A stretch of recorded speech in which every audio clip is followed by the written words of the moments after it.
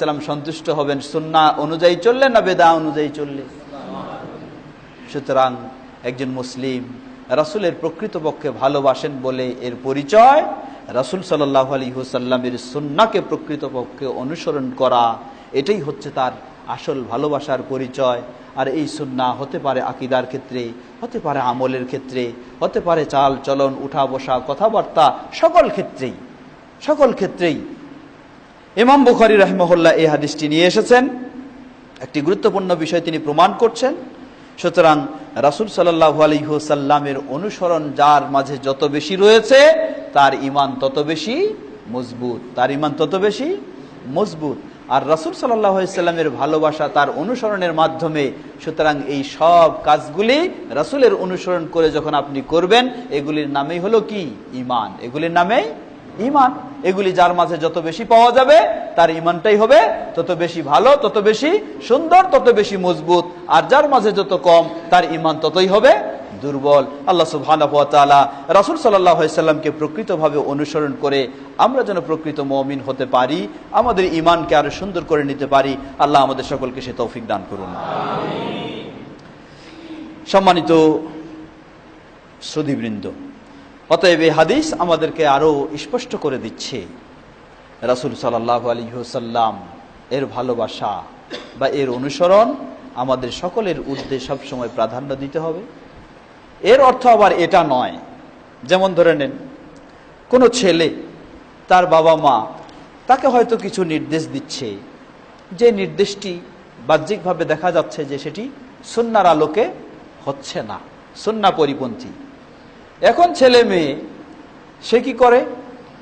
সে যখন দেখে যে বাবা আমাকে যেটা নির্দেশ দিচ্ছে, মা যেটা আমার কাছে চাচ্ছে, সেটা রাসূলের সুন্নাহর বিপরীত, সুতরাং এই ক্ষেত্রে সে রাসূলের সুন্নাহকে আঁকড়ে ধরতে, রাসূলের সুন্নাহকে প্রতিষ্ঠিত করতে বাবা মার সাথে এমন দুর্ব্যবহার শুরু করে, এমনকি বাবা মার সাথে মারধরও শুরু করে দেয়। তাহলে তো সে আরো বেশি সুন্নাহর অনুসরণ করলো, তাই না? না, এ কখনো আরো বেশি সুন্নাহর অনুসরণ করেনি। রাসূল সাল্লাল্লাহু আলাইহি ওয়াসাল্লামের সুন্নাহর পরিপন্থী নির্দেশ বাবা মা দেওয়ার কারণে যেমনই ভাবে আপনি বেকায়দায় পড়ে গেছেন, সেটি পালন করতে পারছেন না, বা রাসূলের সুন্নাহকে বহাল প্রতিষ্ঠিত করার জন্য বাবা মার এটাকে বর্জন করতে চাচ্ছেন, এটা যেমন একদিক দিয়ে ঠিক রয়েছে, তেমনি ভাবে আপনি আরেকটি অন্যায় করেছেন। বাবা মার সাথে কিভাবে আচরণ করতে হবে রাসূলের সেই সুন্নাহকে আপনি বর্জন করেছেন। বাবা মার সাথে কি আচরণ হতে হবে রাসূল সাল্লাল্লাহু আলাইহি ওয়াসাল্লামের সেই সুন্নাহকে আবার কি করেছেন? এক সুন্নাহকে ধরতে গিয়ে আরেক সুন্নাহকে আপনি উপেক্ষা করেছেন, বর্জন করেছেন। সুতরাং এই ধরনের আবার কি হবে না, বেখিয়াল হলে চলবে না যে একদিকে আপনি ঠিক রাখার জন্য দৌড় দিচ্ছেন আর বহু দিক দিয়ে আপনি নষ্ট করে ফেলেছেন, এমন যেন আবার না হয়। বরং আপনাকে রাসূল সাল্লাল্লাহু আলাইহি ওয়াসাল্লামের সুন্নাহকেও প্রাধান্য দিতে হবে, সেটাকেও প্রতিষ্ঠিত রাখতে হবে, সেটাকেও প্রথম স্থান দিতে হবে। আবার বাবা মার সাথেও যেই ধরনের আচরণ রাসূলের সুন্নাহ শিক্ষা দেয় সেই ধরনের আচরণেই আমাদের রাখতে হবে। বাবা মার সাথে কি দেখুন আল্লাহ সুবহানাহু ওয়া তাআলা কি বলছেন সূরা লুকমানে। আল্লাহ রাব্বুল আলামিন বললেন, তুমি তোমার বাবা মার সাথে সদাচরণ করো। তবে দেখো, বাবা মা যদি এমন পরিস্থিতিতে তোমাকে ফেলে দেয়, ওয়া ইন জাহাদাকা আন তুশরিকা বি, যদি বাবা মা তোমাকে চাপ প্রয়োগ করে যে আমার সাথে তুমি শিরকে লিপ্ত হও, এই জন্য যদি তোমাকে চাপও প্রয়োগ করে, খালি নির্দেশ নয়, তাহলে তোমার করণীয় কি? কারণ ইসলামের আপনি দেখতেছেন কি, এখানে দেখলেন তো এটা একটা বড় ধরনের অন্যায়, তাই না? বাবা মা যখন আপনাকে শিরক করতে বলছে, তো ইসলামের নির্দেশ আপনি তো জানেন, সহিহ হাদিস এখন আপনার কাছে দলিল আছে। আল্লাহ রাসূল সাল্লাল্লাহু আলাইহি ওয়াসাল্লাম বলেন কি, মান রাআ মিনকুম মুনকারান ফালিয়ুগাইয়িরহু বিয়াদিহি, কেউ যদি কোনো অন্যায় দেখে তাহলে কি করবে? হাত দিয়ে সেটাকে প্রতিরোধ করার চেষ্টা করবে, তাই না? এখন বাবা মা আপনাকে শিরক করার জন্য নির্দেশ দিচ্ছে, চাপ প্রয়োগ করছে, এটা অন্যায় কি না? তাহলে এই অন্যায়ের জন্য এখন কি করবেন? আপনি রাসূলের নির্দেশ অনুযায়ী হাত দিয়ে প্রতিরোধ করার চেষ্টা করবেন, এটাই তো নাকি? না, কখনো নয়, কখনো নয়। অন্যায় প্রতিরোধের জন্য আপনাকে শক্তি ব্যবহার করতে হবে, সেটা হলো ক্ষেত্র বিশেষ। সব ক্ষেত্রে নয়, এই ক্ষেত্রে নয়। এই ক্ষেত্রে যদি অন্যায় প্রতিরোধ করার জন্য আপনি হাত ব্যবহার করেন বাবা মার সাথে, তাহলে এটা আরেকটা অন্যায় হয়ে যাবে, এটা আরেকটা অন্যায় হয়ে যাবে। কারণ আল্লাহ সুবহানাহু ওয়া তাআলা পৃথিবীর মাঝে সবচেয়ে বড় অন্যায় হলো শিরক। এই শিরকে লিপ্ত হওয়ার জন্য আপনার বাবা মা যদি আপনাকে বাধ্য করে, চাপ প্রয়োগ করে, আল্লাহ বললেন ফালা তুতি'হুমা ওয়া সাহিবহুমা ফিদ দুনিয়া মা'রুফা।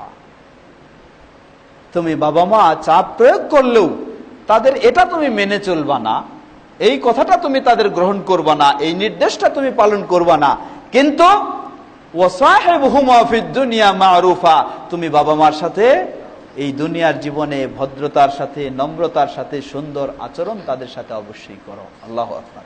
ইসলাম দেখুন কি বিষয়। এই জন্য আমরা অনেক সময় বলি যে আমাদের অনেক ভাইয়েরা আবার কি হয়, সামান্য কিছু পেয়ে গেলে একটু বেশি উৎসাহী হয়ে, আবেগী হয়ে সীমা লঙ্ঘন করে ফেলার চেষ্টা করে। না, ইসলাম আপনি শুধু সামনের দিকে দেখবেন, পিছনের দিকে তাকাবেন না, এটা ইসলাম বলেনি। আপনাকে সামনেও দেখতে হবে, আবার পিছনে কি সমস্যা হয়ে যাচ্ছে ডানে বামে সেটাও আপনাকে তাকাতে হবে। চতুর্দিকে আপনি ব্যালেন্স ঠিক রেখে চলবেন, এটার নামে হলো আহলুস সুন্নাহ ওয়াল জামা, এটার নামে হলো সালাফি মানহাজ, এটার নামে হলো হক পথ। আপনি শুধু একদিকে দেখে চলে যাবেন সেটা নয়। অতএব বাবা মা আপনাকে নির্দেশ দিচ্ছে, চাপ প্রয়োগ করছে, খালি সুন্নাহ বর্জনের জন্য নয়, আল্লাহর সাথে শিরক করার জন্য।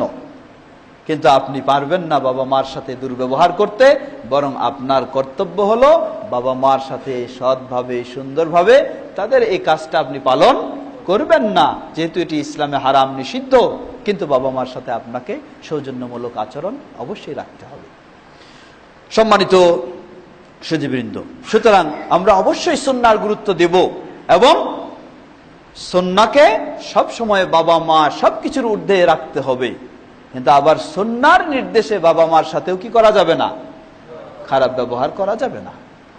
ধরে নেন আপনার স্ত্রী, আপনি আজকে সুন্নাহর আলোচনা শুনে গেলেন, এখন স্ত্রীর সাথে গিয়ে একটু সুন্নাহ বিরোধী কিছু দেখলেন, দেখার সাথে সাথে আপনি কি বলে ফেললেন যে আমি সুন্নাহর গুরুত্ব দিতে চাই, আমি সুন্নাহ এত সুন্দর করে মানতে চাই, আর তুমি কোনো কিছু গুরুত্ব দাও না, যাও তুমি তালাক, তোমার সাথে আমার আর কোনো সম্পর্ক নাই। আপনি যদি এই সিদ্ধান্ত নিয়ে ফেলেন, তাহলে আপনি আসলেই সুন্নাহর গুরুত্ব দেন নাই, আসলেই সুন্নাহর গুরুত্ব দেন নাই।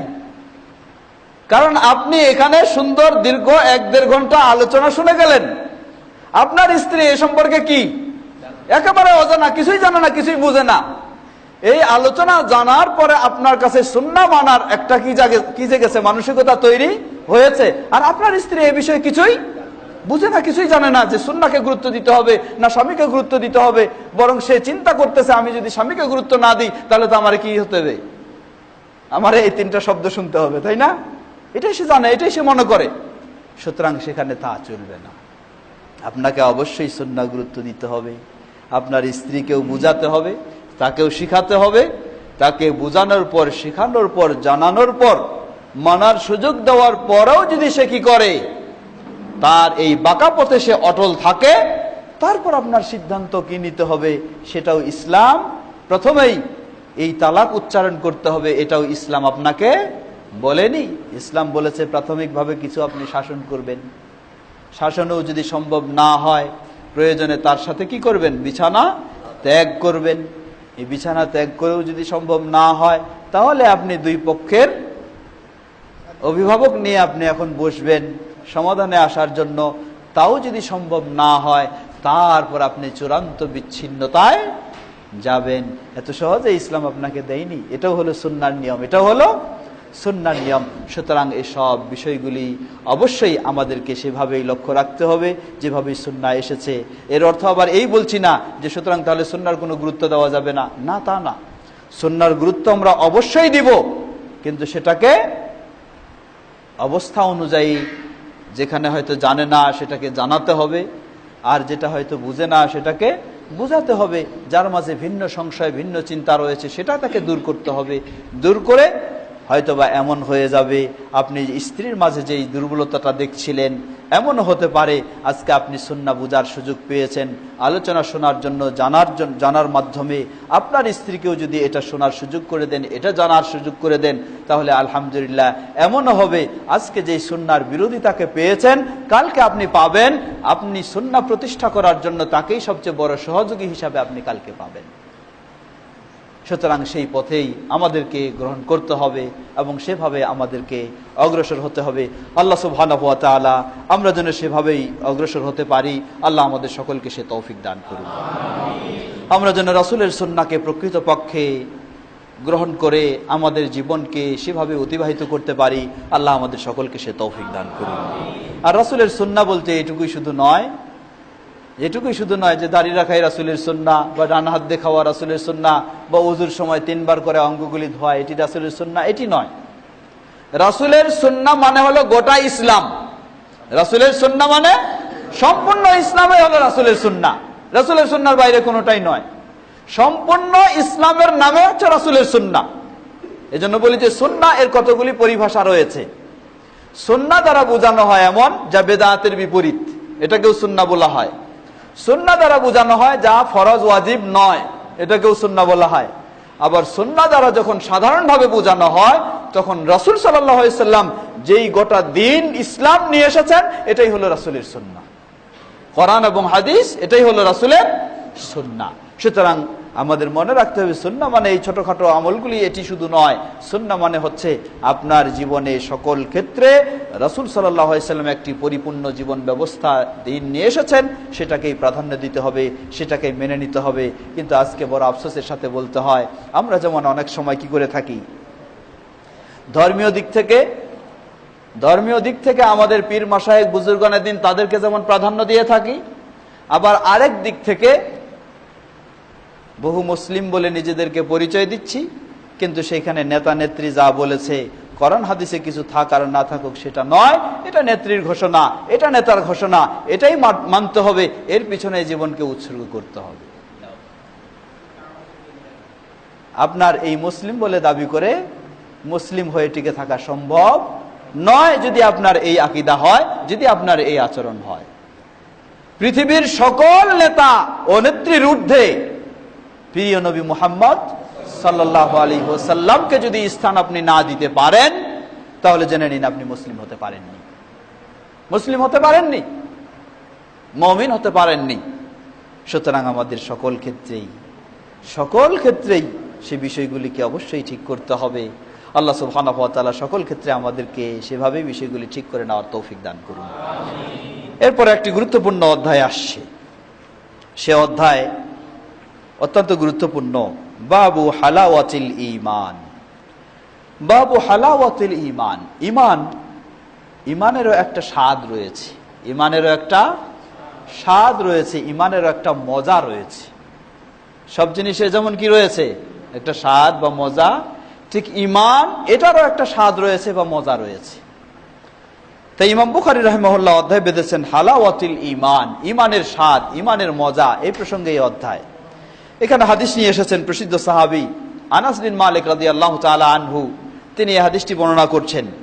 তিনি বলেন, নবী সাল্লাল্লাহু আলাইহি সাল্লাম বলেন, সালাসুম মান কুন্না ফীহি ওয়াজাদা হালাওয়াতাল ঈমান।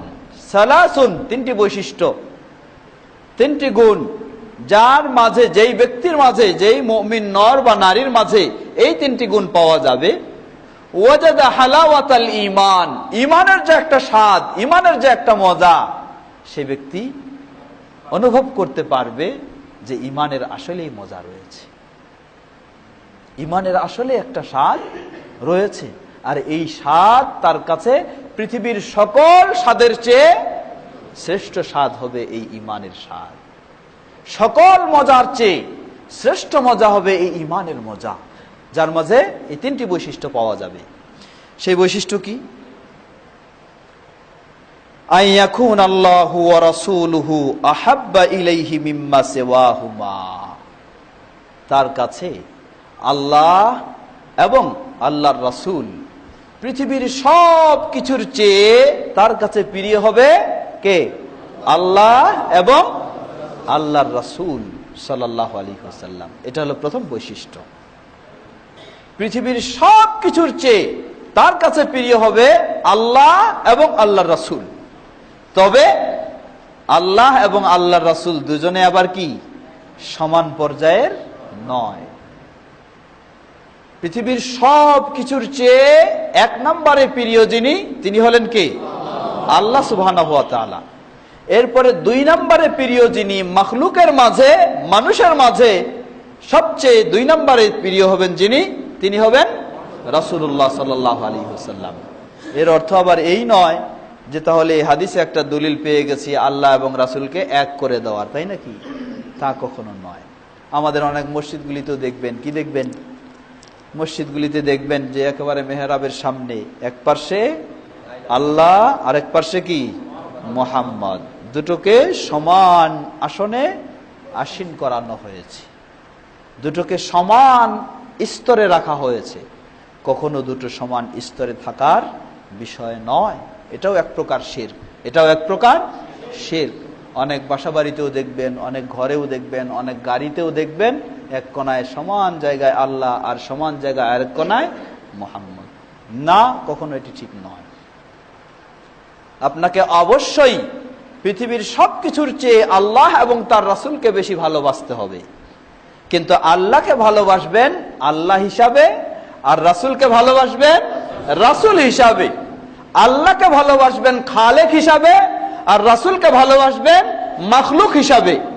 আল্লাহকে ভালোবাসবেন মাবুদ হিসাবে, আর রাসূলকে ভালোবাসবেন আব্দ হিসাবে, বান্দা হিসাবে। দুজনকে এক হিসাবে কখনো নয়।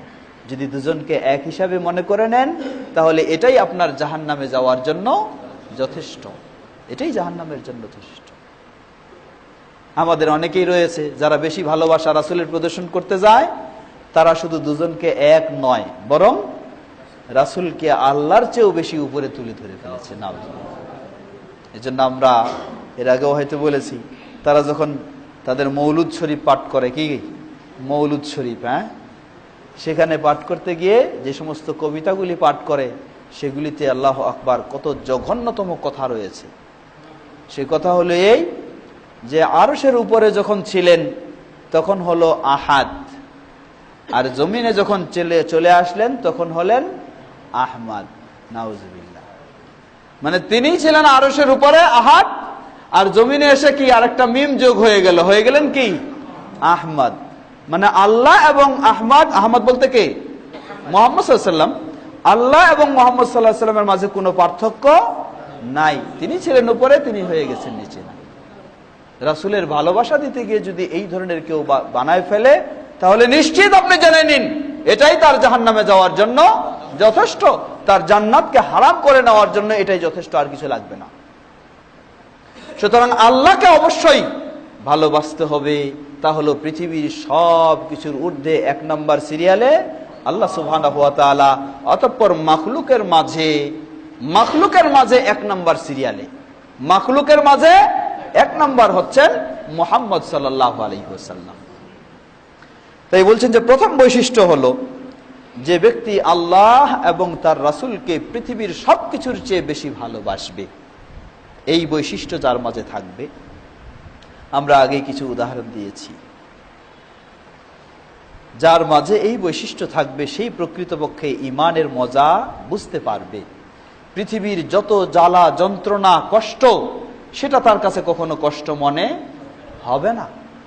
যেমন ওই সেই ইসলামে সর্বপ্রথম যিনি শাহাদাত বরণ করেছেন যে মহিলা সুমাইয়া রাদিয়াল্লাহু তাআলা আনহা, তার স্বামী ইয়াসির রাদিয়াল্লাহু আনহু, তার সন্তান আম্মার রাদিয়াল্লাহু আনহু, তাদেরকে যখন সেই প্রথম মুসলিম হিসাবে তাদেরকে কঠিন শাস্তি দেওয়া হচ্ছে, অন্যান্যরা বলতেছে, মনে করছেন যে তারা যদি অন্তর দিয়ে তো বিশ্বাস করেই, কিন্তু মৌখিকভাবেও যদি তারা মুহাম্মদ সাল্লাল্লাহু আলাইহি ওয়াসাল্লামকে যে অস্বীকার করতে বলছে সেটা মেনে নেয় তাহলেই তো তারা মাপ পেয়ে যায়। কিন্তু আল্লাহু আকবার, তারা বলছেন যে এরা আমাদেরকে কি শাস্তি দিবে? এই শাস্তি যত কষ্ট, আল্লাহ এবং তার রাসূলকে মেনে নেওয়ার যে মজা সেই মজার সাথে এই শাস্তির কোনো তুলনা হয় না। আল্লাহ এবং তার রাসূলকে মেনে নেওয়ার, স্বীকৃতি দেওয়ার, ঈমান আনার, ভালোবাসার যেই স্বাদ, যেই মজা, এর চেয়ে কঠিন শাস্তি আর পৃথিবীতে কোনো আমাদের হতে পারে না। অতএব পৃথিবীর যত বড় শাস্তি হোক, সব শাস্তির চেয়ে আমাদের কাছে প্রিয় বিষয় হলো আল্লাহ এবং তার রাসূলকে মেনে নেওয়া। বেলাল রাদিয়াল্লাহু আনহু ওই পরিবেশেই, বেলাল রাদিয়াল্লাহু আনহুকে কত নির্মম ভাবে নির্যাতন করা হচ্ছে, শাস্তি দেওয়া হচ্ছে। কিন্তু বেলাল রাদিয়াল্লাহু আনহু, তাকে সেই মরুভূমির উত্তপ্ত বালু এবং বড় ধরনের বিশাল পাথর দিয়ে চাপা দিয়ে টেনে হিঁচড়ে কত কষ্ট দেওয়া হচ্ছে, কিন্তু বেলাল রাদিয়াল্লাহু আনহু যতই তাকে আল্লাহকে অস্বীকার করতে বলা হচ্ছে, তার মুখ দিয়ে আল্লাহ ছাড়া অন্য কোনো শব্দ বের হচ্ছে না। কারণ পৃথিবীর বুকে সবচেয়ে তার কাছে মজার বিষয় হয়ে গেছে আল্লাহ সুবহানাহু ওয়া তাআলা। পৃথিবীর বুকে তার কাছে সবচেয়ে স্বাদ, মজা, এটা হচ্ছে আল্লাহ সুবহানাহু ওয়া তাআলা। সুতরাং এটাকে সে কখনো ভুলতে পারে না, পৃথিবীর যত বড়ই শাস্তি তার গায়ে দেওয়া হোক না কেন। সুতরাং প্রথম বিষয় হচ্ছে যে আল্লাহ এবং তার রাসূল সাল্লাল্লাহু আলাইহি ওয়াসাল্লামকে পৃথিবীর সবকিছুর চেয়ে প্রাধান্য দিতে পেরেছে, সেই ঈমানের স্বাদ, ঈমানের মজা সে অনুভব করবে। দ্বিতীয়, ওয়া ইউহিব্বাল মারআ লা ইউহিব্বুহু ইল্লা লিল্লাহ। দ্বিতীয় বিষয় হলো কোন ব্যক্তিকে ভালোবাসবে শুধুমাত্র আল্লাহ সুবহানাহু ওয়া তাআলার জন্যই ভালোবাসবে। কোন ব্যক্তিকে ভালো জানবে, সম্পর্ক গড়ে তুলবে শুধুমাত্র আল্লাহ সুবহানাহু ওয়া তাআলাকে খুশি করার জন্যই, সেই কিন্তু প্রকৃতপক্ষে ঈমানের স্বাদ, ঈমানের ভালোবাসা, ঈমানের মজা অনুভব করতে পারে। কারণ দেখুন, একজন মানুষ আরেকজন মানুষকে ভালো জানে। এই ভালো জানাটা দুই কারণে হতে পারে।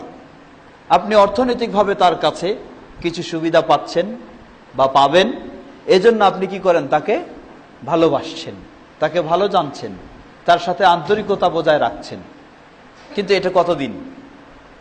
যতদিন আপনার সুযোগ সুবিধাটা বহাল থাকবে ততদিন এটার সাথেই সীমাবদ্ধ। সুযোগ সুবিধা যদি সে বলে যে আজ থেকে তোমাকে আর কিছু দিব না, কাল থেকে আপনি তাকে আর, আপনার ভালোবাসা হারাই গেছে, শেষ। কিন্তু আরেকজনকে আপনি ভালোবাসছেন, সেই ভালোবাসা আপনি জানেন আল্লাহ সুবহানাহু ওয়া তাআলা তার রাসূলের মাধ্যমে ঘোষণা দিয়েছেন যে সেই কিয়ামতের কঠিন বিভীষিকাময় দিনে আল্লাহ সুবহানাহু ওয়া তাআলার আরশের ছায়াতলে 7 শ্রেণীর মানুষকে স্থান দেবেন। যে 7 শ্রেণীর মাঝে এক শ্রেণী হচ্ছে রাজুলানি তাহাব্বা ফিল্লাহ ইজতামাআ আলাইহি আও তাফাররাকা। যে দুজন মানুষ একজন আরেকজনকে ভালোবাসে শুধুমাত্র আল্লাহর জন্যে।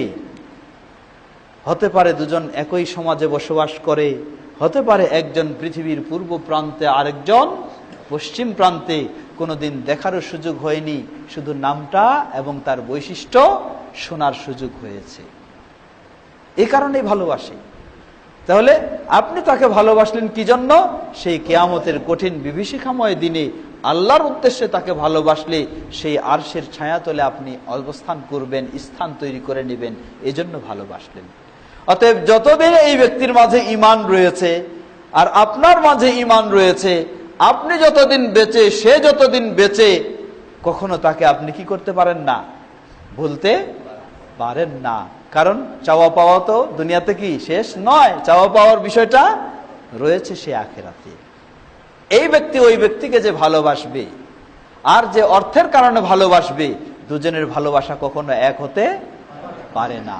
এই ব্যক্তি ওর কাছে কিছুই পাচ্ছে না, কিন্তু তবু দেখবেন ওকে টাকা পয়সা দিয়ে সহযোগিতা করতে চায়, তাকে আরো বিভিন্ন কিছু দিয়ে সহযোগিতা করতে চায়, অথচ তার কাছে কিছুই পাচ্ছে না, সে গরিব মানুষ। সে যেন অনুভব করতেছে আসলেই সে আমাকে কিছু না দিলেও আমি তাকে ভালোবাসলে আমার কাছে সন্তুষ্ট হবেন কে? আল্লাহ সুবহানাহু ওয়া তাআলা। এটাকেই সে প্রাধান্য দিয়েই যেন তাকে যা কিছু প্রয়োজন সহযোগিতা দিয়ে এই ভালোবাসছে, সে তাকে এই সহযোগিতা সে দেওয়ার চেষ্টা করছে, এটার মাধ্যমে সে যেন একটা আনন্দ অনুভব করছে, সে একটা যেন মজা পাচ্ছে। এটাই হচ্ছে ঈমানের স্বাদ, ইমানের ভালোবাসা। তৃতীয় হলো আন ইয়াকরাহা আন ইয়াউদা ফিল কুফরি কামা ইয়াকরাহু আন ইউকদাফা ফিন নার। তৃতীয় বৈশিষ্ট্য হলো, তৃতীয় গুণটি, কোন ব্যক্তি তাকে আগুন থেকে দূরে রাখার পরেও অথবা আগুন থেকে বের করে নিয়ে আসার পর আগুনে আবার নিক্ষেপ করা হবে, এটাকে পছন্দ করবে? এটা যেমন সে অপছন্দ করে, ঠিক এই ধরনের সে ইসলামে আসার পরে আবার কুফরির দিকে ফিরে যাওয়াটাকে যে অপছন্দ করবে, এই রকম যার মাঝে ইমানটা আসবে, সেই ইমানের স্বাদ, ইমানের মজা অনুভব করতে পারে। আমরা আসলে আমাদের বাংলাদেশের মুসলিমরা বেশিরভাগ হচ্ছে কি, জন্মসূত্রে মুসলিম, বেশিরভাগ জন্মসূত্রে মুসলিম। এজন্য আমরা ইমানের মজাটা অত পাই না যত একজন অমুসলিম ইসলামে আসার পরে মুসলিম হচ্ছে সে যতটুকু ইসলামের মজাটা পায়, আসলে আমরা অতটুকু মজা পাই না। কারণ আমরা মনে করছি আমরা তো আছি আগে থেকে, যেই আছি সেই, নতুন কিছু নাই, কোনো কিছু নাই, সবকিছু একই অবস্থা। কিন্তু এই জন্যই আল্লাহ রাসূল সাল্লাল্লাহু আলাইহি ওয়াসাল্লাম বললেন, তৃতীয় বৈশিষ্ট্য হলো, কোনো ব্যক্তি আগুন থেকে বের করার পর আগুনে নিক্ষেপ করা, এটাকে যেমন সে অপছন্দ করবে, চাইবে না কশ্চিন কালেও, ঠিক ইসলামে আসার পর ইসলাম থেকে বের হয়ে কুফরিতে যাওয়া, এটাকে যেমন ওই রকম সে কখনো চাইবে না, তাহলে সেই ব্যক্তি ইমানের স্বাদ, ইমানের মজা অনুভব করতে পারবে। কিন্তু আমাদের ইমানটা কেমন হয়ে গেছে দেখুন।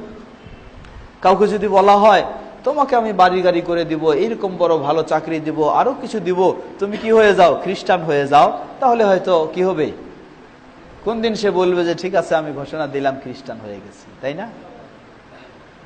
এইরকম হয়ে গেছে। কারণটা কি?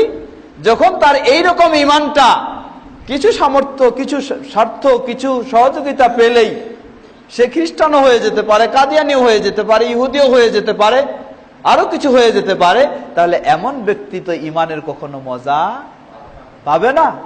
ইমানের মজা সেই পাবে যাকে বলা হবে গোটা দুনিয়া তোমাকে দিয়ে দিব, তুমি ইমান থেকে সরে আসো। সে যখন বলবে না, দুনিয়া আমাকে দেওয়া হতে পারে, কিন্তু তবু আমি ইমান থেকে এক মুহূর্ত সরে যাব না, সেই পাবে প্রকৃতপক্ষে ইমানের মজা। আল্লাহ সুবহানাহু ওয়া তাআলা আমাদেরকে এই তিনটি বৈশিষ্ট্য অর্জন করে আমরা যেন প্রকৃতপক্ষে ইমানের মজা, ইমানের স্বাদ অনুভব করতে পারি, আল্লাহ আমাদের সকলকে সে তৌফিক দান করুন। ইমাম বুখারী রাহিমাহুল্লাহ এই হাদিস নিয়ে এসেও এই অধ্যায় থেকেও বুঝাতে চাচ্ছেন, আজকে ইমানের স্বাদ যে পায়, এটা কি সকলেই সমানভাবে পায়? এই ইমানের স্বাদ পাওয়ার ক্ষেত্রেও কি রয়েছে, মানুষের মাঝে কম বেশি রয়েছে। তাহলে ইমানের স্বাদ কম বেশি পাওয়ার ক্ষেত্রে কম বেশি হওয়া মানে কি? তাহলে ইমানের দৃষ্টিকোণ থেকেও সবল ও দুর্বল, সবল ও দুর্বল। যার ইমান যত মজবুত, যত ভালো, যত সুন্দর, সে ইমানের স্বাদ তত বেশি পায়। আর যার ইমান যত দুর্বল, সে ইমানের স্বাদের ক্ষেত্রেও তত দুর্বল। তার কাছে যেন ইমান যাওয়া আসা কোনো কিছুই না। আর যার ইমান মজবুত রয়েছে, দুনিয়ার সব চলে যেতে পারে, কিন্তু তার কাছ থেকে ইমান যেতে পারে না, সেটি তার কাছে। সুতরাং এই হাদিসও বলে দিচ্ছে যে মানুষের এই কাজগুলি, বিষয়গুলিও ইমানের অন্তর্ভুক্ত, এবং এর মাধ্যমে আরো স্পষ্ট হচ্ছে যে ইমানও বাড়ে এবং কমে। আর আরো স্পষ্ট হচ্ছে যে সকলের ইমান কখনো সমান নয়। আল্লাহ সুবহানাহু ওয়া তাআলা ইমাম বুখারী রাহিমাহুল্লাহ যেভাবে সুন্দরভাবে দলিলের আলোকে, হাদিসের আলোকে ইমানের বিষয়টিকে তুলে ধরেছেন, আমরা যেন সেভাবেই ইমানের বিষয়টিকে ভালোভাবে বুঝে সকলেই সেই পরিপূর্ণ ইমানদার হতে পারি। আল্লাহ আমাদের সকলকে সে তৌফিক দান করুন। আজকে কথা আমরা আর দীর্ঘ করছি না, কিছু সময় রয়েছে অল্প। এখন আমরা প্রশ্ন উত্তর পর্বে যাব। প্রশ্ন উত্তর, বিশেষ করে আজকের যে বিষয়ে আলোচনা হয়েছে, এই আলোচনাকে কেন্দ্র করে আপনাদের কোনো জিজ্ঞাসা থাকলে সেটার আগে আমরা প্রাধান্য দিব, তারপর অন্য কোনো বিষয়। আজকের আলোচ্য বিষয়কে কেন্দ্র করে বা ইমান সংক্রান্ত বিষয়কে কেন্দ্র করে কোনো জিজ্ঞাসা থাকলে তারপর অন্য বিষয়।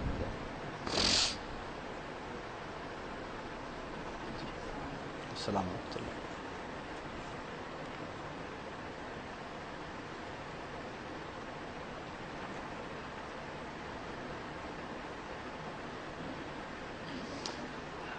বিষয়টি অন্য বিষয়, অবশ্য যে কোনোভাবেই হোক ইমানের সাথেও সেটি সম্পৃক্ত।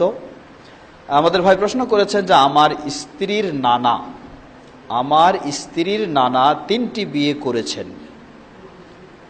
ওনার তৃতীয় স্ত্রীর ছেলের সাথে আমার মেয়ের বিবাহ জায়েজ হবে কি? আমার স্ত্রীর নানা 3টি বিয়ে করেছেন, ওনার তৃতীয় স্ত্রীর ছেলের সাথে আমার মেয়ের বিবাহ জায়েজ হবে কি? জবাব, আপনার নানা বা আপনার স্ত্রীর নানার যে 3 স্ত্রী রয়েছে, 3 স্ত্রীর ছেলে ও মেয়ে পরস্পরে তারা বৈমাত্রিক ভাই ও বোন। বৈমাত্রিক ভাই ও বোন এবং সহোদর ও ভাই ও বোন সকলের হুকুম একই, কোনো পার্থক্য নেই। সহোদর ও ভাই ও বোনের মাঝে যেমন বিবাহ জায়েজ নেই, ঠিক তেমনিভাবে বৈমাত্রিক ভাই ও বোনের সন্তানদের মাঝেও বিবাহ জায়েজ নেই। অতএব এটি হারাম, এটি জায়েজ হবে না। আল্লাহ তাআলা, এটি হারাম, জায়েজ হবে না। জি বলেন।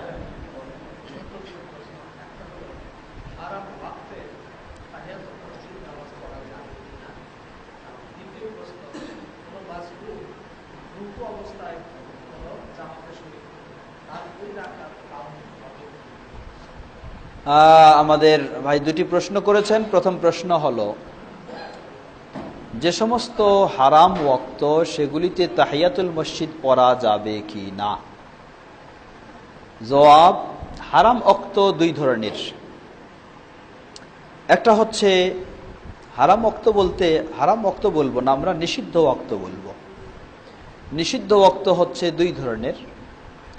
একটি হচ্ছে আপনি আসরের সালাত আদায় করলেন, সূর্য অস্ত যাওয়া পর্যন্ত এই সময়টা আপনার জন্য নিষিদ্ধ সময়। আরেকটা হচ্ছে সূর্য অস্ত যাওয়া শুরু করেছে, পরিপূর্ণভাবে অস্ত যাওয়া পর্যন্ত এই সময়টা নিষিদ্ধ সময়। তো এই প্রশ্নের জবাবে আমরা বলবো, তাহিয়াতুল মসজিদ বা দুখুলুল মসজিদ আসর কেউ যদি পড়ে ফেলে, এরপরে যদি তিনি মসজিদে প্রবেশ করে, তার জন্য অন্য নফল পড়া জায়েজ নেই, শুধু দুখুলুল মসজিদ তিনি পড়তে পারেন। এই জন্য পড়তে পারেন যেহেতু রাসূল সাল্লাল্লাহু আলাইহি ওয়াসাল্লাম এটাকে সাধারণভাবে বলেছেন, যখনই তোমাদের কেউ মসজিদে প্রবেশ করবে তখনই সে যেন 2 রাকাত সালাত না পড়ে না বসে, সালাত পড়ে বসবে। তাহলে এই যেহেতু সাধারণভাবে আসরের পর সূর্য অস্ত যাওয়ার পূর্ব পর্যন্ত, এই সময় মানে শুরু করার পূর্ব পর্যন্ত এই সময় আপনার এটি পড়া জায়েজ রয়েছে। দ্বিতীয় অংশটুকু বলবো, যখন সূর্য অস্ত যাওয়া শুরু করেছে সেই সময়ে রাসূল সাল্লাল্লাহু আলাইহি সাল্লাম এই সাধারণ হাদিস ছাড়াও আরও অন্য হাদিসে কঠিনভাবে নিষেধ করেছেন সূর্য অস্ত যাওয়া শুরু করা থেকে পরিপূর্ণভাবে অস্ত যাওয়া পর্যন্ত।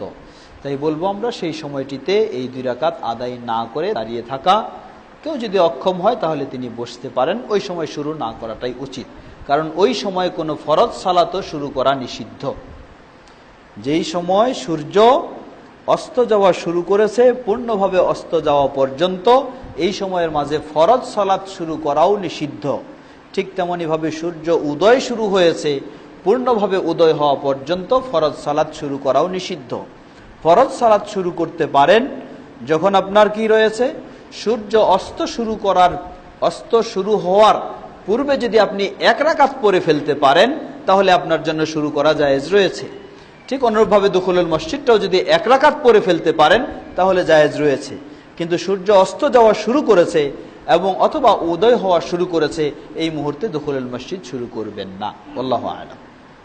দ্বিতীয় প্রশ্ন করেছেন আপনি, জামাত যদি রুকু অবস্থায় পাওয়া যায় তাহলে এটি রাকাত বলে গণ্য হবে কি না? জবাব, রুকু অবস্থায় পেলে এটি রাকাত বলে গণ্য হবে কি না বিষয়টি ইখতিলাফি বিষয়। একটি বর্ণনা এসেছে আবু দাউদের বর্ণনা, সেই বর্ণনার আলোকে কেউ কেউ বলেছেন যে রাকাত পেলে সেটি রুকু পেলে সেটি রাকাত বলে যথেষ্ট হবে, তাই কেউ এই সপক্ষে ফতোয়া দিয়েছেন। আল্লাহু তাআলা আ'লাম। কিন্তু এই বর্ণনার ক্ষেত্রে গবেষকগণ বলেন যে কোনো নুসখায় আবু দাউদের এই বর্ণনাটি পাওয়া যায় না, আবার কোনো প্রিন্টে এটি পাওয়া যায়। সেই হিসাবে এই বর্ণনাটি নিয়েও কিছু কথা রয়েছে। দ্বিতীয় বিষয় হলো সূরাতুল ফাতিহা, এর ক্ষেত্রে রাসূল সাল্লাল্লাহু আলাইহি সাল্লাম যেভাবে নির্দেশনা দিয়েছেন, অতএব সূরা ফাতিহা হচ্ছে সালাতের একটি রুকন। অনুরূপভাবে কিয়াম, ইমামের সাথে দাঁড়ানো, এটাও হচ্ছে সালাতের আরেকটি রুকন। যেহেতু দুই রুকন ছুটে যাচ্ছে, অপরপক্ষে এই হাদিসের বা এই বর্ণনা নিয়ে কিছু মতামত রয়েছে, সুতরাং আমরা মনে করি বা প্রাধান্য দিই সেই রাকাতটাকে গণ্য না করাটাই উত্তম। আল্লাহু তাআলা আ'লাম।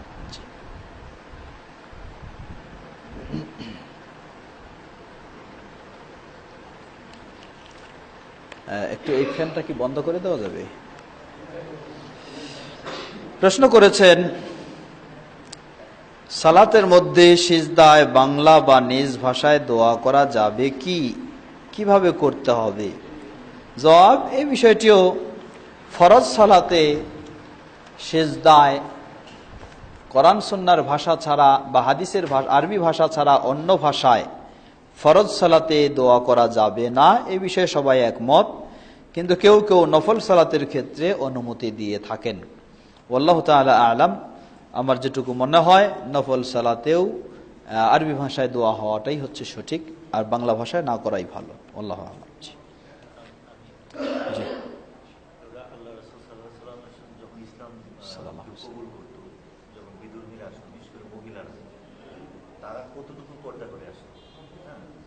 আরেকটা হলো যে আমাদের দেশের নাম হলো ডাক্তার জাকির নায়েক, অনেক সমালোচনা করে যে উনি তো মহিলারা আসে ওনার কাছে ইসলাম কবুল করার জন্য, উনি ওই দিক দিয়ে তাকায় দেখে আমাদের দেশে বিজ্ঞ আলেমরা বলে, তাহলে উনি ইসলামের মধ্যে থাকলো। এই প্রশ্নটা অনেকে করে। তো আমার প্রশ্ন হলো যে কতটুকু পর্দা করে বিধর্মীরা যদি ইসলাম কবুল করতে আসে, হ্যাঁ, তাহলে তারা কতটুকু আসবে, মহিলারা বিশেষ করে, আর বা সাহাবীরা যখন আল্লাহ রাসূলের কাছে আসতেন, মহিলা সাহাবীরা, তো তখন কতটুকু পর্দা করে আসতেন? আমাদের ভাই প্রশ্ন করেছেন যে রাসূল সাল্লাল্লাহু আলাইহি ওয়াসাল্লামের কাছে যখন বিধর্মীরা ইসলাম গ্রহণের জন্য আসতেন, সেই সময় মহিলা যারা, তারা কিভাবে আসতেন? তারা কি রাসূল সাল্লাল্লাহু আলাইহি ওয়াসাল্লামের কাছে পর্দা করে আসতেন না পর্দা ছাড়াই আসতেন? এটি এক প্রশ্ন। দ্বিতীয় প্রশ্ন হলো, ডাক্তার জাকির নায়েকের কিছু কিছু লেকচারে দেখা যায় যে অমুসলিম মহিলারাও সেখানে অংশগ্রহণ করেন এবং প্রশ্ন করে থাকেন। সেই সময়ে তারা ভালোভাবে পর্দায় থাকে না। এই কারণে কেউ কেউ বলেন যে ডাক্তার জাকির নায়েক তিনিও সেই মহিলাদের দিকে দৃষ্টি দিয়ে থাকেন, এজন্য তিনি ইসলামের মাঝে নেই। প্রথম জবাব, পর্দা ইসলামে ফরজ হয় হিজরি ৩য় অথবা ৫ম হিজরিতে পর্দা বিধান ফরজ হয়। তো সুতরাং এর পূর্বে পর্দার বিষয় ফরজ ছিল না। সাধারণভাবে সামাজিকতা বা সংযমতা যার মাঝে যতটুকু থাকতো সেটাই ছিল। অতঃপর ইসলামের বিধান অনুযায়ী ফরজ হওয়ার পরে মুসলিম নারীরা অবশ্যই বা মহিলা সাহাবীগণ তারা সেই পর্দার বিধান অনুযায়ী পর্দা ব্যবস্থা গ্রহণ করেন। কিন্তু অমুসলিম যারা রাসূল সাল্লাল্লাহু আলাইহি ওয়াসাল্লামের কাছে আসতো, তারা বেপর্দায় আসতো নাকি আসতো, এই মর্মে স্পষ্ট কোনো বর্ণনা আমার মনে হচ্ছে না। তবে যতটুকু বোঝা যায়, যেহেতু অমুসলিম হিসাবে তার জন্য এখনো পর্দা মানা ফরজের বিষয় নয়, যেহেতু ইসলাম গ্রহণ সে এখনো করেনি, ইসলাম গ্রহণের পর হচ্ছে তার জন্য পর্দা ফরজের বিষয়। তো এই ক্ষেত্রে তারা পর্দার মতো ব্যবস্থা করেই রাসূল সাল্লাল্লাহু আলাইহি ওয়াসাল্লামের কাছে এসেছে বা আসবে, বিষয়টি এমন অপরিহার্য বিষয় নয়।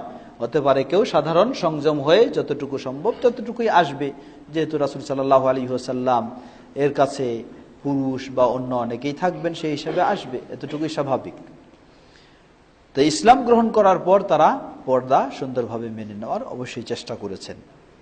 দ্বিতীয় বিষয়, ডাক্তার জাকির নায়েক তার লেকচারে অমুসলিম মহিলারাও থাকেন, তারা পূর্ণ পর্দা অবস্থায় থাকে না, তিনি তাদের দিকে দৃষ্টি দেন, সেই হিসাবে পর্দা তার ইসলাম নষ্ট হয়ে গেছে।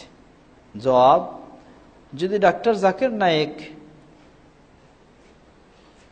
লেকচারের সময় বা আলোচনার সময় তার সামনে অমুসলিম মহিলারা প্রশ্ন করেন এবং ইসলাম গ্রহণ করতে আসেন, তখন তারা পর্দায় থাকে না, এই হিসাবে যদি তার ইসলাম নষ্ট হয়ে যায়, যারা এই ফতোয়াগুলি দেন তারা যদি ঢাকার পরিবেশে যখন চলেন, সামনে কি সব তাদের পর্দাওয়ালা মহিলারা আসে?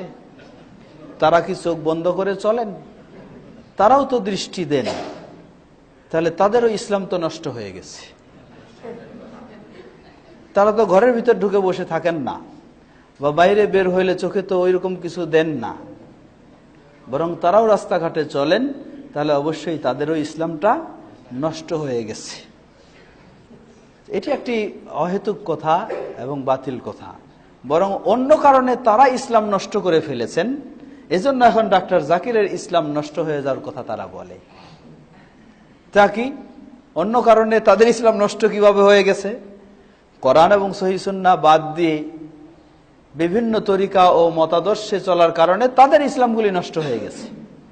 যারা আজকে কোরআন হাদিসকে প্রাধান্য দেয় না, এজন্য তাদের ইসলাম দুর্বল হয়ে গেছে, অথবা কমজোর হয়ে গেছে, অথবা নষ্ট হয়ে গেছে।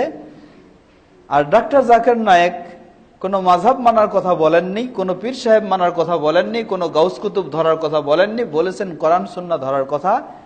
এই জন্য তাদের গায়ে লেগে গেছে। এজন্য এখন তারা বলে যে ডাক্তার জাকির নায়েকের ইসলাম নষ্ট হয়ে গেছে। বিষয়টা উল্টা, তাদের ইসলাম নষ্ট হয়ে যাওয়ার কথা ডাক্তার জাকির নায়েক বলেছেন, এই জন্য এখন ডাক্তার জাকির নায়েকের ইসলাম তারা নষ্ট করে দিচ্ছে। তো আমরা বলবো যে এই ধরনের একজন অমুসলিম মহিলাই কারো সামনে আসলেই যে তার ইচ্ছা মতো তার দিকে দৃষ্টি দিবে, এটি কখনো জায়েজ নেই। আর দৃষ্টি দেওয়া এটি সকলের দৃষ্টি সমানও নয়। কেউ দিতে পারে দৃষ্টি, লুকায়ও কেউ খারাপ মানসিকতা নিয়ে দৃষ্টি দিতে পারে, আবার কেউ প্রকাশ্যে থাকলেও তার খারাপ মানসিকতায় দৃষ্টি যাবে না। তো লেকচারে যখন এই ধরনের এসে থাকে আর তার তিনি দৃষ্টি সেদিকে যায়, যদি তিনি খারাপ দৃষ্টি দিয়ে থাকেন, তাহলে এই জন্য তার ইসলাম বাতিল হয়ে যাবে না, হবেন তিনি গুনাহগার, হবেন গুনাহগার, ইসলাম বাতিল হয়ে যাবে না। আর যদি খারাপ দৃষ্টি না থাকে, বরং তাকে ইসলামের দাওয়াত দিচ্ছেন তিনি, এই হিসাবে তার সাথে কথা বলছেন, তাহলে ইনশাআল্লাহ গুনাহগার হবেন না। আল্লাহু তাআলা আলাম। প্রশ্ন করেছেন ঈমানের ফরজ আমল কি? ঈমানের ফরজ আমল সংক্রান্ত বিষয়ে গতদিনেও আমরা আলোচনা করেছি সহিহ বুখারীর দর্শের আলোকে, যে ইসলামে যেগুলি ফরজ সেগুলি হচ্ছে ঈমানেও ফরজ। সালাত আদায় করা ঈমানের ফরজ, সিয়াম পালন করা রমজানের ঈমানের ফরজ, যাকাত দেওয়া ঈমানের ফরজ, সামর্থ্যবানদের জন্য হজ করা ঈমানের ফরজ, সেগুলি ফরজ। অতএব ঈমানের ফরজ নতুন কোনো আলাদা বিষয় নয়। ইসলামের যেগুলি ফরজ, ঈমানেরও সেগুলি ফরজ। প্রশ্ন করেছেন মুহাম্মদ সাল্লাল্লাহু আলাইহি ওয়াসাল্লামের নামের পূর্বে হযরত বলা যাবে কি? জবাব, মুহাম্মদ সাল্লাল্লাহু আলাইহি ওয়াসাল্লামের নামের পূর্বে হযরত শব্দটি যারা ব্যবহার করে থাকেন, এটি শ্রদ্ধা সম্মান জানানোর জন্যই ব্যবহার করে থাকেন। কিন্তু কোরআন এবং সুন্নাহর আলোকে বোঝা যায় এই ধরনের হযরত শব্দের ব্যবহার পাওয়া যায় না। এটি ভারতীয় উপমহাদেশের পরিভাষা। রাসূল সাল্লাল্লাহু আলাইহি ওয়াসাল্লামকে সবচেয়ে যারা বেশি সম্মান করতেন তারা হচ্ছেন সাহাবায়ে কেরামগণ। রাসূল সাল্লাল্লাহু আলাইহি ওয়াসাল্লামকে সবচেয়ে যারা বেশি সম্মান করতেন তারা হচ্ছেন সাহাবায়ে কেরামগণ। কিন্তু সাহাবায়ে কেরামগণ রাসূল সাল্লাল্লাহু আলাইহি ওয়াসাল্লামকে সম্বোধন করার সময় কখনো হযরত ব্যবহার করেছেন বলে এর কোনো প্রমাণ পাওয়া যায় না। অতএব আমরা বলবো সরাসরি মুহাম্মদ সাল্লাল্লাহু আলাইহি ওয়াসাল্লাম বা রাসূলুল্লাহ সাল্লাল্লাহু আলাইহি ওয়াসাল্লাম বা নবী সাল্লাল্লাহু আলাইহি ওয়াসাল্লাম ব্যবহারটাই যথেষ্ট। এই ধরনের হযরত ব্যবহারগুলি ঠিক নয়। বরং রাসূল সাল্লাল্লাহু আলাইহি ওয়াসাল্লাম সহিহ হাদিসে এসেছে, তিনি বলেন, লা তাতুরুনি কামা আতারাতিন নাসারা ঈসা ইবনে মারইয়ামা ইন্নামা আনা আব্দুল্লাহি ওয়া রাসূলু ফাকুলু ইন্নামা আনা আব্দুল্লাহ ওয়া রাসূলু ফাকুলু আব্দুল্লাহ ওয়া রাসূলু আও কামা ক্বালা নবী সাল্লাল্লাহু আলাইহি ওয়াসাল্লাম। তিনি বলেন যে আমার ব্যাপারে তোমরা বাড়াবাড়ি করো না, যেমনই ভাবে খ্রিস্টানেরা ঈসা আলাইহিস সালাতু সালামের ব্যাপারে বাড়াবাড়ি করেছে। আমি মাত্র আল্লাহর বান্দা এবং আল্লাহর রাসূল, অতএব তোমরা এটাই আমাকে বলো। সুতরাং আল্লাহর রাসূল সাল্লাল্লাহু আলাইহি ওয়াসাল্লামের নির্দেশের আলোকে হযরত বা রাসূলে পাক, পাক এই শব্দটি ব্যবহার করা জায়েজ নেই। কারণ আল্লাহ সুবহানাহু ওয়া তাআলা হলেন কুদ্দুস, পাক হচ্ছেন আল্লাহ সুবহানাহু ওয়া তাআলা। কিন্তু রাসূল সাল্লাল্লাহু আলাইহি ওয়াসাল্লামের ক্ষেত্রে এই ধরনের শব্দ আল্লাহ ব্যবহার করেননি, সাহাবায়ে কেরামগণ ব্যবহার করেননি। তাই হুজুর বা হযরত এগুলি ব্যবহার না করাটাই হলো সঠিক। বরং করাটা অন্যায়ের মাঝে, বাড়াবাড়ির মাঝে পড়ে যাবে, তাই করাটা জায়েজ হবে না। আল্লাহু আলাম। প্রশ্ন করেছেন, নাবালক অবস্থায় আত্মহত্যা করলে সে কি জান্নাতে যাবে? জুমার খুতবার দিনী ভাইদের প্রশ্ন। নাবালক অবস্থায় আত্মহত্যা করলে সে কি জান্নাতে যাবে? আত্মহত্যা করা এই বিষয়টি ইসলামে হারাম, নিষিদ্ধ। অতএব কোন নাবালক যদি করে থাকে, নাবালকের ক্ষেত্রে রাসূল সাল্লাল্লাহু আলাইহি ওয়াসাল্লাম বলেন, রুফি আল কালামু আন সালাস, 3 শ্রেণীর ব্যক্তি থেকে কলম তুলে নেওয়া হয়েছে, তাদের কোনো অপরাধ লেখা হয় না। আনিস সাবিয়্যি হাত্তা ইয়াবলুগা, কোনো অপ্রাপ্ত বয়স্ক যতক্ষণ না সে প্রাপ্ত বয়স্ক হয়। তাহলে সেই ক্ষেত্রে আমরা বলবো, এই নাবালক সন্তান যদি মুসলিমদের সন্তান হয়ে থাকে, ভালো মুসলিমদের সন্তান হয়ে থাকে, এরপরে সেই অপরাধে লিপ্ত হয়, তাহলে আশা করব ইনশাআল্লাহ তার জন্য এই অপরাধের কারণে সে কাফের হয়ে যায়নি বা জাহান্নামী বলে তাকে ঘোষণা দেওয়া যাবে না। আল্লাহু আ'লাম।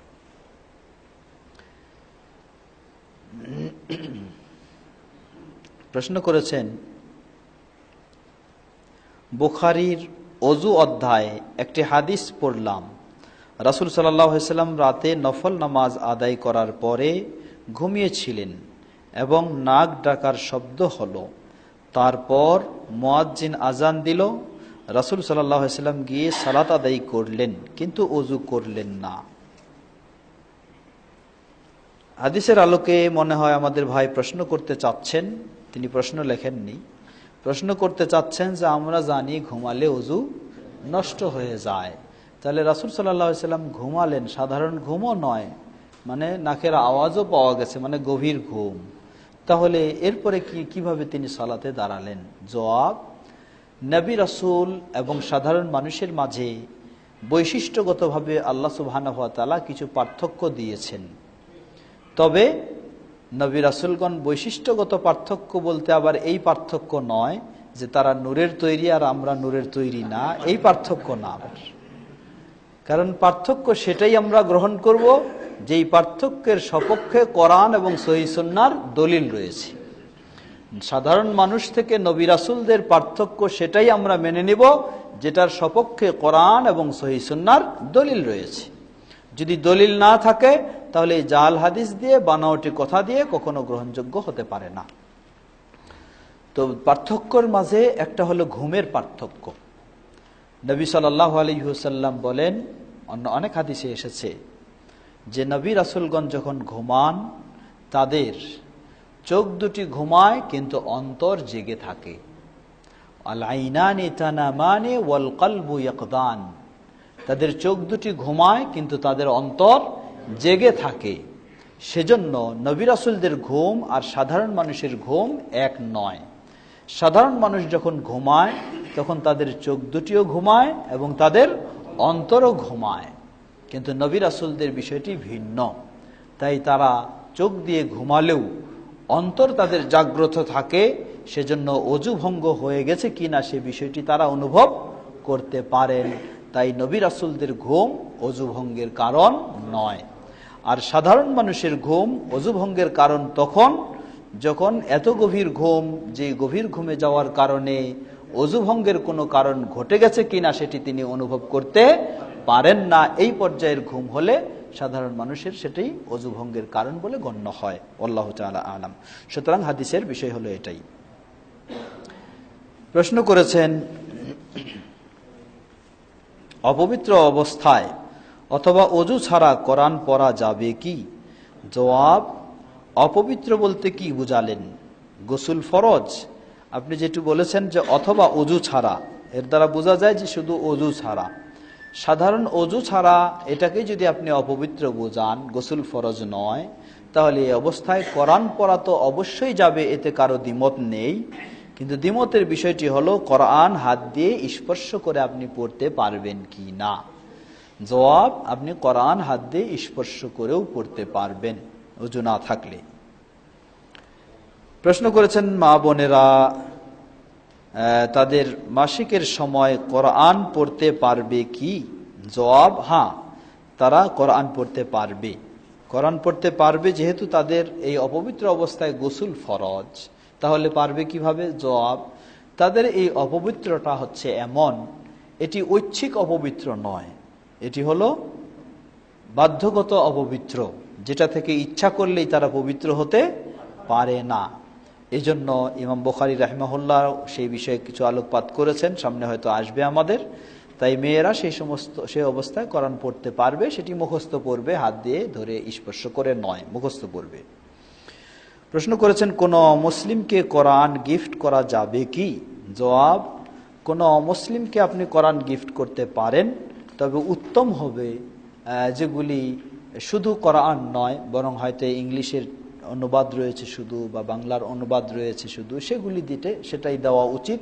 তাহলে সে হয়তো পড়ে অনুভব করতে পারে, ইনশাআল্লাহ এটি দেওয়া যাবে। কারণ রাসূল সাল্লাল্লাহু আলাইহি ওয়াসাল্লাম অমুসলিমদের কাছে যখন চিঠি পাঠাতেন, সেখানে তিনি কোরআনের আয়াত লিখে দিয়েই পাঠাতেন। তাহলে সেই আলোকে বোঝা যায় যে অমুসলিমকে দেওয়া যাবে।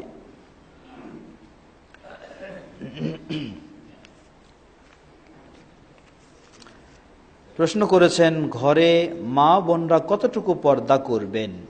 সর্বক্ষণ মা বোনদের মাথায় কাপড় দিয়ে রাখতে হবে, এতটুকু ইসলাম সমর্থন করে? জবাব, মা বোনেরা যখন ঘরের ভিতরে থাকবেন তারা পরস্পরে, তাহলে মাথায় কাপড় দিয়ে থাকতেই হবে, এটি অপরিহার্য বিষয় নয়। অনুরূপভাবে ছেলের সামনে বা স্বামীর সামনে বা বাবার সামনে চেহারা খোলা থাকবে, হাতও খোলা থাকবে, কখনো মাথাও যদি খোলা থাকে এতে অসুবিধা নেই, যারা মাহরাম তাদের সামনে। আল্লাহু তাআলা আলাম। প্রশ্ন করেছেন, দাওয়ার উদ্দেশ্যে একজন ভাই অপর একজন বোনকে নন মাহরাম কথা বলতে পারবে কি? টেলিফোন বা সরাসরি যদি যায় তবে সেটি কতটুকু পর্যন্ত অনুমতি রয়েছে? ধন্যবাদ। জবাব, একজন পুরুষ আরেকজন নারীকে দাওয়াত দেওয়ার উদ্দেশ্যে তার সাথে কথা বলতে পারে, তবে যদি তাদের উভয়ের মাঝে কথা বলার কারণে ফিতনার আশঙ্কা না হয় তাহলেই কথা বলতে পারবে। আর যদি ফিতনার আশঙ্কা হয় তাহলে সেখানে কথা বলা ঠিক হবে না। আল্লাহ। প্রশ্ন করেছেন, তাহাজ্জুদ নামাজে প্রতি রাকাতে সূরা ইখলাস পাঠ করা যাবে কি না? জবাব, তাহাজ্জুদ কেন, ফরজ নামাজেও প্রতি রাকাতে সূরা ইখলাস পাঠ করা যাবে। যেমন সহিহ বুখারীর হাদিসে এসেছে, কোন এক মহল্লায় এক সাহাবী তিনি ইমামতি করতেন। তো সেই সাহাবী তিনি কি করতেন? প্রতি রাকাতে সূরা ফাতিহা পড়তেন, অন্য সূরা পড়তেন এবং সূরা ইখলাস প্রতি রাকাতেই, বিশেষ করে ফজরের সালাতে পড়তেন। এইভাবে পড়লে কিন্তু পিছনের মানুষেরা যারা মুক্তাদি বারবার প্রতি রাকাতেই প্রতিদিন সূরা ইখলাস অন্য কেরাতের সাথেও রয়েছে, এটাতে তারা বিরক্ত বোধ করছেন। তারা এসে রাসূল সাল্লাল্লাহু আলাইহি ওয়াসাল্লামের কাছে অভিযোগ করলেন যে আমাদের ইমাম সাহেব প্রতিদিন প্রতি রাকাতেই সূরা ইখলাস ছাড়ে না, এটা পড়েই, তো এটা আমাদের কাছে খুবই বিরক্তকর। এই বলে রাসূল সাল্লামের কাছে অভিযোগ করলে রাসূল সাল্লাল্লাহু আলাইহি ওয়াসাল্লাম সেই ইমাম সাহেবকে জিজ্ঞাসা করলেন যে কি ব্যাপার, তুমি কি এরকম করো? তিনি বললেন যে হে আল্লাহর রাসূল, করো এবং কেন করো? বললেন যে হ্যাঁ, আমি এটা করি। হে আল্লাহ রাসূল সাল্লাল্লাহু আলাইহি ওয়াসাল্লাম, এই সূরাটি আমি খুবই পছন্দ করি, যেহেতু এখানে আল্লাহ সুবহানাহু ওয়া তাআলার তাওহীদেরই বর্ণনা, তাই এটি পাঠ করা আমার কাছে খুবই প্রিয় মনে হয়, এই জন্যই আমি সবসময় এটি পড়ি, কখনো ছেড়ি না। রাসূল সাল্লাল্লাহু আলাইহি ওয়াসাল্লাম জবাবে বললেন, আল মারউ মাআ মান আহাব্বা, যে যেটাকে বেশি প্রিয় মনে করে সে তার সাথেই তার অবস্থান হবে। তাকে যেন আরো উৎসাহ দিলেন, আরো তাকে যেন আরো বেশি, শুধু অনুমতিই নয় বরং আরো বেশি উৎসাহ দিলেন। সুতরাং এই সূরাতুল ইখলাস, এটিকে বলা হয় সুলুসুল কোরআন, বলা হয় না সহিহ হাদিস, বুখারীর হাদিসের কথা, যে কোরআনের 1/3 সমপর্যায় হলো সূরা ইখলাস, যেহেতু এখানে সম্পূর্ণ তাওহীদের আল্লাহ সুবহানাহু ওয়া তাআলার পরিচয় বর্ণনা। সুতরাং এটি কেউ যদি প্রতি রাকাতে পড়ে অন্য সূরার সাথেও কোনো অসুবিধা নেই, আর যার বেশি জানা নেই শুধু এটি রয়েছে সেটিও পড়ে, তাতেও কোনো অসুবিধা নেই। সেটি ফরজেও পড়তে পারে, নফলেও পড়তে পারে, অসুবিধা নেই। আজানের সময় আচ্ছা, না নামাজের পরে আজকে না, সংক্ষিপ্তভাবে শেষ করছি আমরা, আর কারো প্রশ্ন নিব না, এটি শেষ করছি। 2 নম্বর, রাদিয়াল্লাহু আনহু রাহিমাহুল্লাহ এর মধ্যে পার্থক্য কি? সাধারণ ব্যক্তির নামের শেষে রাদিয়াল্লাহু আনহু বা রাহিমাহুল্লাহ বলা যাবে কি না? জবাব, সাধারণত সাহাবাই কেরাম যারা, তাদের ক্ষেত্রে রাদিয়াল্লাহু আনহু বলা হয় এজন্যই যেহেতু আল্লাহ সুবহানাহু ওয়া তাআলা তাদের বিষয়ে বলেছেন রাদিয়াল্লাহু আনহুম ওয়া রাদু আনহু, তাই সাহাবাই কেরামদের শেষে রাদিয়াল্লাহ বলা হয়, এটি দোয়া শুরু। আর যারা তাবেঈর পর্যায়ের তাদের ক্ষেত্রে বা আরো অন্যান্য যারা, তাদের ক্ষেত্রে রাহিমাহুল্লাহ বলা হয়। তারপর বলছেন যে এটি বলা যাবে কি না? জবাব, হ্যাঁ বলা যাবে। এজন্যই যাবে যেহেতু এটি হচ্ছে দোয়া, একজন মুসলিম আরেকজন মুসলিমের জন্য দোয়া করার ক্ষেত্রে রাসূল সাল্লাল্লাহু আলাইহি ওয়াসাল্লাম উৎসাহিত করেছেন। প্রশ্ন করেছেন, মুসলিম বিবাহের ক্ষেত্রে ভিন্ন ধর্মীয় লোক সাক্ষ্য দিতে পারবে কি? জবাব, সাক্ষ্য হওয়ার জন্য অবশ্যই সর্বপ্রথম শর্ত হলো তাকে মুসলিম হতে হবে। সাক্ষী হওয়ার জন্য সর্বপ্রথম শর্ত হলো তাকে মুসলিম হতে হবে, এরপর তাকে ন্যায় নিষ্ঠাবান বা আরো শর্ত রয়েছে। অতএব অমুসলিম কখনো মুসলিমের জন্য সাক্ষী হতে পারে না। এটি বিবাহ শুধু নয়, যে কোনো কাজের জন্যই। অন্য ধর্মের বিবাহে মুসলমান যেতে বা সহযোগিতা করতে পারবে কি? জবাব, সেখানে যদি তাদের বিবাহের নাম দিয়ে তাদের ধর্মীয় অনুষ্ঠানগুলি উদযাপন করা হয় যেগুলি শরীয়ত বিরোধী, তাহলে কোনো মুসলিম সেখানে অংশগ্রহণ করতে পারবে না। আর যদি অসহায় কেউ দরিদ্র হয়ে থাকে, দরিদ্র অসহায় হিসাবে সে সহযোগিতা চায়, তাহলে তাকে সাধারণ অর্থ দিয়ে সহযোগিতা দিতে পারে অসহায় দরিদ্র হিসাবে, কিন্তু তার ধর্মীয় বিষয়গুলি পালনের ক্ষেত্রে নয়। ফজরের ফরজ নামাজের জামাত শুরু হলে সুন্নত নামাজ আদায় করা যায় কি না? জবাব, না। শুধু ফজর কেন, যে কোনো সালাতেই ফরজ শুরু হয়ে গেলে সুন্নত শুরু করার কোনো সুযোগ নেই। বরং ফজরের ক্ষেত্রেও বিশেষ বর্ণনা রয়েছে। কোনো ব্যক্তি সালাতের সময় হয়ে গেছে, এই সময় সালাতে দাঁড়ালে তার হাত ধরে টেনে নিয়ে এসে রাসূল সাল্লাল্লাহু আলাইহি সাল্লাম জামাতে দাঁড় করে দিয়েছেন, তাকে নিষেধ করেছেন, এরকম নির্দেশ এসেছে। সংক্ষিপ্তভাবে আমরা কয়েকটি প্রশ্ন শেষ করছি কয়েক মিনিটে। প্রশ্ন করেছেন আমাদের ভাই, ধূমপান করা হারাম জেনেও বারবার সেটা করা থেকে বিরত না থাকলে কোরআন ও সুন্নাহর আলোকে তার বিধান কি? জবাব, ধূমপান করা হারাম কোরআন ও সুন্নাহর আলোকে কেউ যদি স্পষ্ট হয় যে এটা হারাম জিনিস, এরপরেও যদি সে ধূমপান করে এবং মনে করে যে আমি ইসলামের একটা হারাম কাজে লিপ্ত হচ্ছি, তাহলে আমরা বলবো তিনি কবিরা গুনায় লিপ্ত হয়েছেন। তিনি কবিরা গুনায় লিপ্ত হয়েছেন, ইসলাম থেকে বের হয়ে গেছে, এটি বলা যাবে না। আবার যদি কেউ কোরআন এবং সুন্নাহর দলিলের আলোকে স্পষ্ট তার কাছে যে ধূমপান হারাম, স্পষ্ট হওয়ার পরে সে যদি বলে যে কিসের স্পষ্ট হারাম, এটাকে আমি হারাম মনে করি না, এই হারামকে আমি স্বীকার করি না, ইসলামের এই হারাম আমি মানি না, এই মনে করে যদি সে ধূমপান করে, তাহলে সে মুসলিম থাকতে পারবে না। আর যে ব্যক্তি বলে নিজেকে, নিজের দুর্বলতা স্বীকার করছে যে এটা ইসলামে হারাম কিন্তু আমি ছাড়তে পারছি না, এই হারাম স্বীকার করেও যদি সে পান করে, তাহলে সে কবিরা গুনায় লিপ্ত হয়েছে বলে গণ্য হবে। আল্লাহু আ'লাম। প্রশ্ন করেছেন, সুন্নাত বা নফল সালাতের সেজদায় কোরআনের দোয়া বিশিষ্ট আয়াত পাঠ করা যাবে কি? জবাব, সুন্নত বা নফল সালাতের সেজদায় শুধু নয়, যে কোনো সেজদার ক্ষেত্রেই রুকু এবং সেজদায় আমরা কোরআন এর আয়াত, হাদিসের দোয়াতে কোনো অসুবিধা নেই, কোরআনের আয়াত পাঠ করা যাবে কি না বিষয়টি ইখতিলাফ রয়েছে।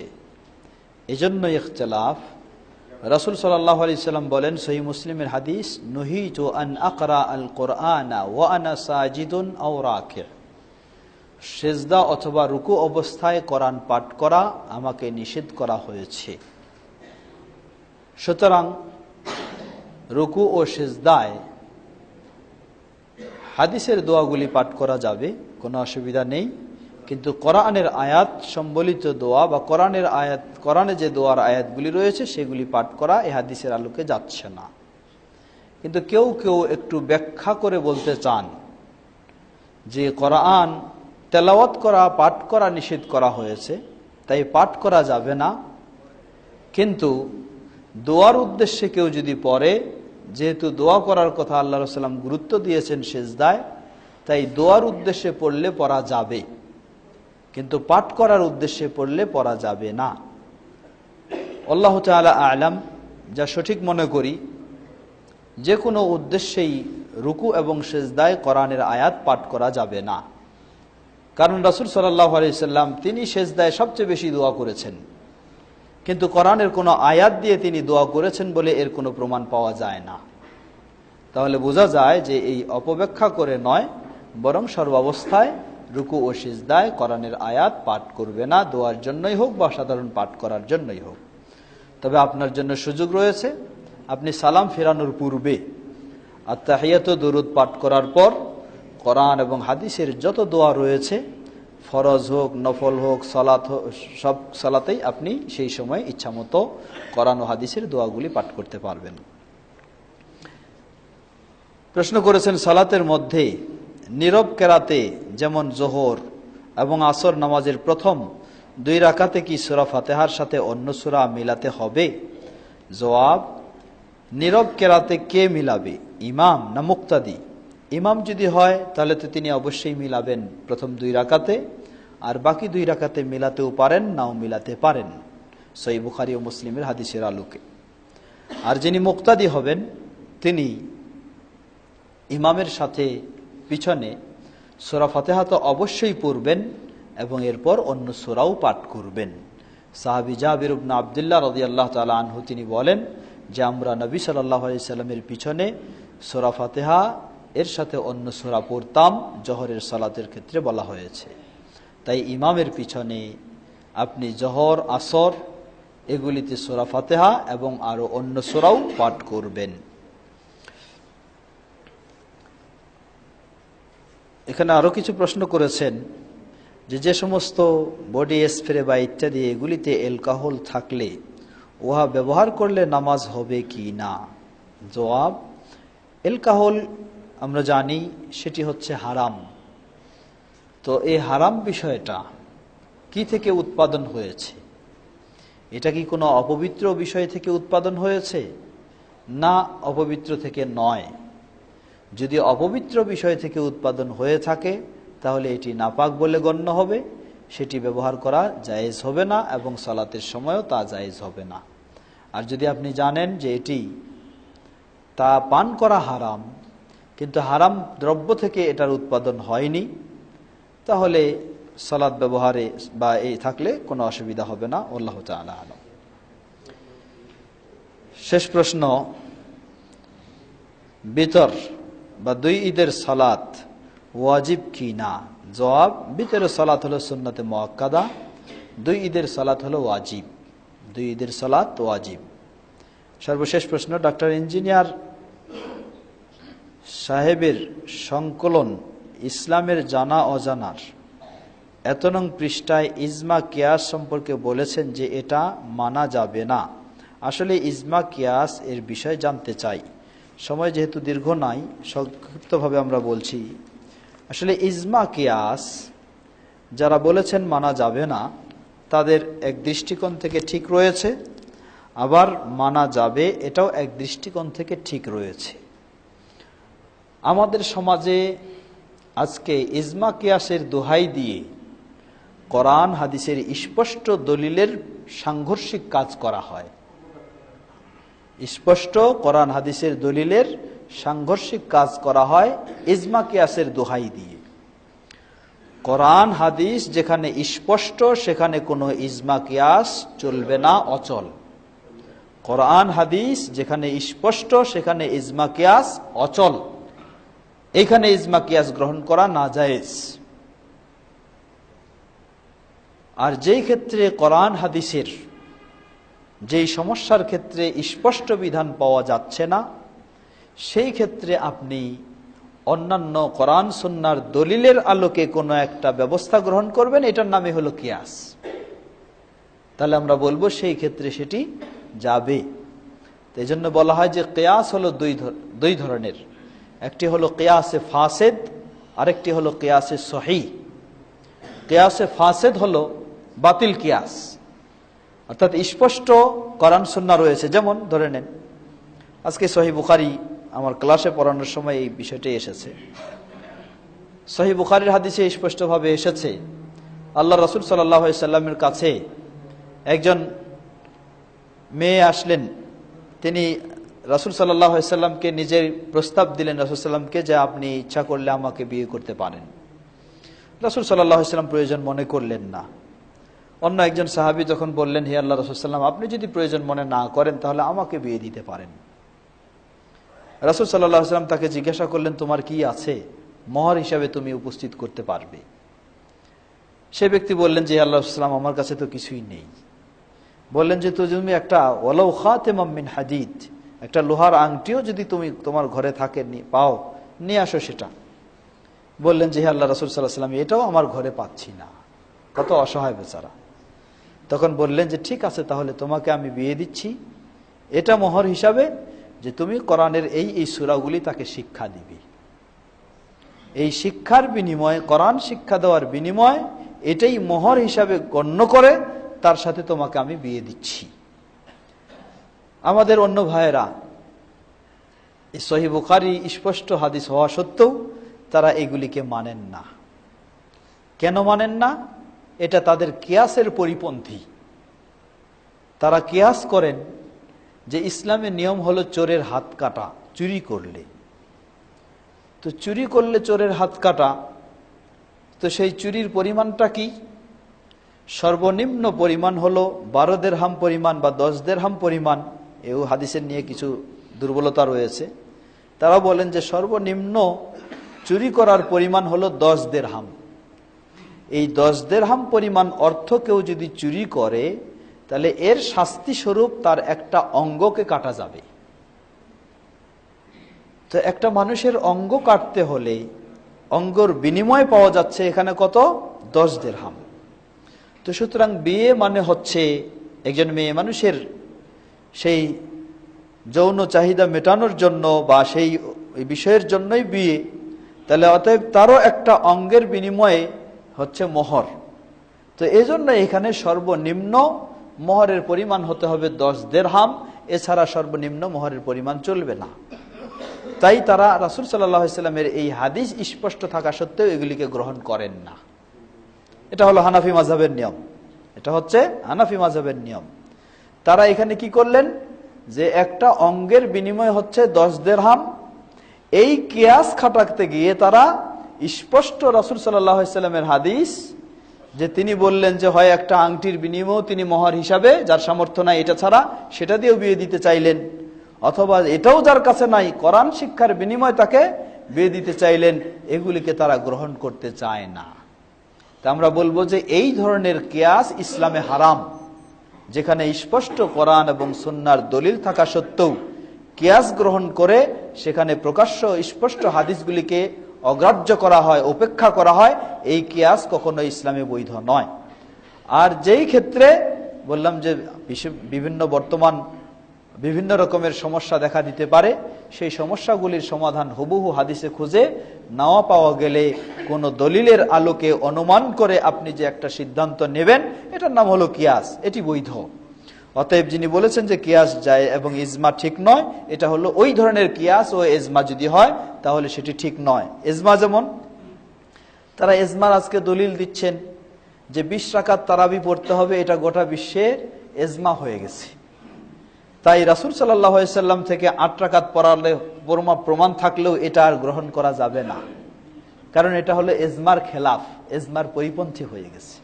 তো এটা হলো বাতিল ইজমা, এটা হলো বাতিল ইজমা। রাসূল সাল্লাল্লাহু আলাইহি ওয়াসাল্লাম এবং খোলাফায়ে রাশিদিন তারা কখনো 8 রাকাতের বেশি, 11 রাকাতের বেশি পড়েননি, এর সপক্ষে কোনো সহিহ প্রমাণ নেই। এখানে যেহেতু এরপর একটা জরাতালি দিয়ে ইজমা দাঁড় করতে চায়, এই ধরনের ইজমা হলো গ্রহণযোগ্য নয়, এই ধরনের ইজমা হারাম, জায়েজ নেই। আর যদি কখনো কোরআন ও সহিহ সুন্নাহর আলোকে কোনো ইজমা সংগঠিত হয়ে থাকে তাহলে সেটি জায়েজ হবে। ওয়াল্লাহু তাআলা আ'লাম। কথা আজকে আমরা এখানেই শেষ করছি। এতক্ষণ যাবত যারা ধৈর্য সহকারে আলোচনা শুনলেন, আল্লাহ সুবহানাহু ওয়া তাআলা সবাইকে জাযায়ে খায়ের দান করুন। আমরা যেন আমাদের পরস্পরের সহযোগিতা দিয়ে এই আলোচনাকে আরো সুন্দর করতে পারি, আল্লাহ তৌফিক দান করুন। যারা আজকে খবর পাইনি তাদেরকে খবর দিয়ে আমরা ভালো দিকে পথ দেখাতে পারি। আল্লাহ আমাদের সবাইকে সে তৌফিক দান করুন। উপস্থিত অনুপস্থিত সকল অসুস্থদেরকে পরিপূর্ণ সুস্থতা দান করুন। যারা বিদায় নিয়ে চলে গেছেন সে মুসলিমদের ভুল ত্রুটি ক্ষমা করে জান্নাতুল ফেরদাউস নসিব করুন। আমরা সকলেই যেন আজকে যে ঈমানের আলোচনা শুনলাম সেই ঈমানের উপর প্রতিষ্ঠিত থাকতে পারি। আল্লাহ আমাদের সকলকে সে তৌফিক দান করুন। সুবহানাকা আল্লাহুম্মা ওয়া বিহামদিকা আশহাদু আল্লা ইলাহা ইল্লা আনতা আস্তাগফিরুকা ওয়া আতুবু ইলাইক। আসসালামু আলাইকুম ওয়া রাহমাতুল্লাহি ওয়া বারাকাতুহু।